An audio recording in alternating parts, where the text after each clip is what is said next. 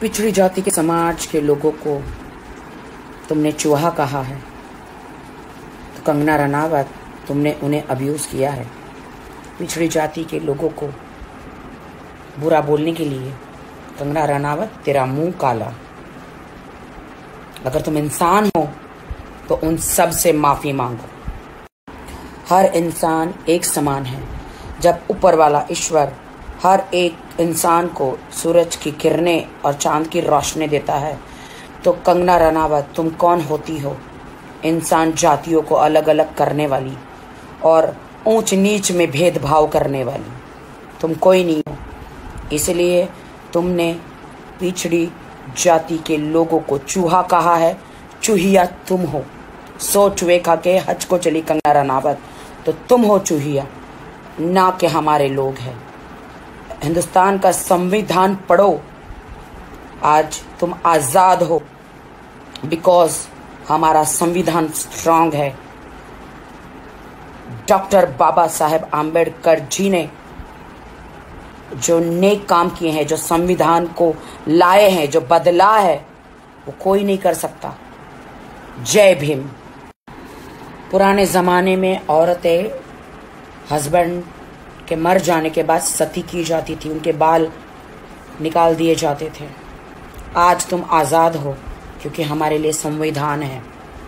हमारे लेजेंडों ने हमारे लिए बलिदान दिया है और तुम हमारे पिछड़ी जाति के लोगों को, हमारे समाज को तुम अब्यूज़ करती हो। ये मत भूलो कि तुमने झांसी की रानी के ऊपर फिल्म बनाई थी। कौन थी वो? वो भी पिछड़ी जाति की एक महिला थी जिन्होंने युद्ध किया था अपने लोगों के लिए। भूल गई? उसके लिए तुमने काफ़ी अवार्ड बटोरे हैं, तुमने काफ़ी पैसे कमाए हैं। तो अब्यूज़ करना बंद करो, माफ़ी मांगो हमारे लोगों से, हिंदुस्तान से माफ़ी मांगो। तुम्हें मौका देते हैं, माफ़ी मांगो। तुम्हें सिर्फ अधिकार है नेपोटिज्म और सुशांत के न्याय के बारे में आप बात करो। हिंदुस्तान के संविधान के बारे में, हिंदुस्तान के लोगों के बारे में, हिंदुस्तान के लेजेंडों के बारे में जब तुम्हें पता नहीं है तो उसके बारे में बात मत करो तुम, ठीक है? तुम आरक्षण को ख़त्म करना चाहती हो, तुम संविधान को बदलना चाहती हो। तुम जैसे लोगों का मुंह काला हो और हम जैसे लोग ये नहीं होने देंगे। हम देश के साथ हैं। कंगना सावित्रीबाई फुले जी को आप जानती हो कि नहीं मुझे नहीं पता, बट इस देश में सबसे पहले जो महिलाओं के लिए स्कूल है उन्होंने खोला था। तो आज तुम पढ़ लिख कर इतना चबड़ करती हो तो तुम्हें उन्हें धन्यवाद देना चाहिए, उनकी आरती उतारनी चाहिए, उनको पूजा करनी चाहिए। क्योंकि पिछले ज़माने जो पहले हुआ करता था कि औरत विधवा हो जाती तो उन्हें कोने में बिठा दिया जाता था, उनका खाना पीना अलग हुआ करता था, उनके बाल मुंडवा दिए जाते थे, उनको सती कर दिया जाता था। औरतों के लिए कोई भी सुविधाएं नहीं थी। तो इनका शुक्रगुजार करो कि आज तुम आज़ाद हो। सब फीमेलें आज़ाद है। इतिहास पढ़ो। अगर दिमाग में बुद्धि काम नहीं कर रही है, इतिहास पढ़ोगे तो पता चल जाएगा कि सावित्रीबाई फुले जी ने कितने अच्छे काम किए।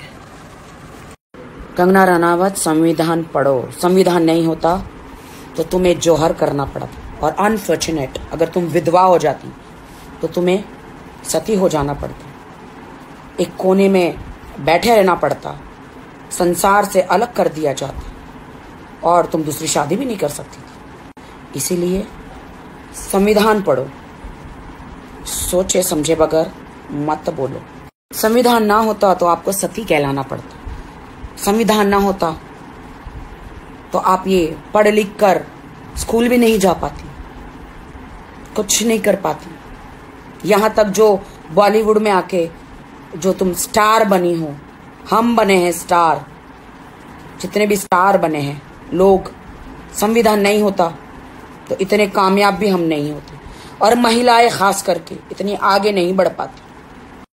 बहुत सारे लोगों की माँओं ने बर्तन मांजकर, सड़कों पर झाड़ू लगाकर अपने बच्चों की परवरिश करी है। तो उन लोगों को तुम अब्यूज मत करो। ईश्वर न करे कि तुम्हारी माँ ने ऐसा कुछ तुम्हारे लिए किया हो। लोगों के बर्तन मांजकर, सड़कों पर झाड़ू लगाकर, लोगों के टॉयलेट धोकर तुम्हें पढ़ाया हो। अगर तुम्हें अच्छी परवरिश मिली है तो वो संविधान को धन्यवाद कहो, ईश्वर को धन्यवाद कहो। तो दूसरों को, पिछड़ी जाति के समाज को तुम अब्यूज मत करो। झांसी की रानी में जो असली किरदार जो निभाया था उजलकारी बाई, वो एक बहुजन समाज की बेटी थी जो अपने लोगों के लिए लड़ी थी। तो क्या ये आप भूल गई? तो आप सुशांत के लिए न्याय मांगो, उसके खूनी को तो हम भी ढूंढ रहे हैं। 4 फोटो मोदी जी के साथ क्लिक कराने से आप देश के प्रधानमंत्री नहीं बन जाएगी। तुम 4 फोटो तुमने क्लिक कराए, हम तो मोदी जी के पास उधर जाके हम उनको खुद मिलकर आए हैं। और मोदी जी से एक बार नहीं 2-3 बार हम मिले हैं, लेकिन हमने कभी नहीं सोचा कि हम देश को हाथ में ले लेंगे। मोदी जी के साथ 4 फोटो खिंचवाने से, मोदी जी को 2-4 बार मिलने से तुम खुद को प्रधानमंत्री समझ के बैठी हो क्या?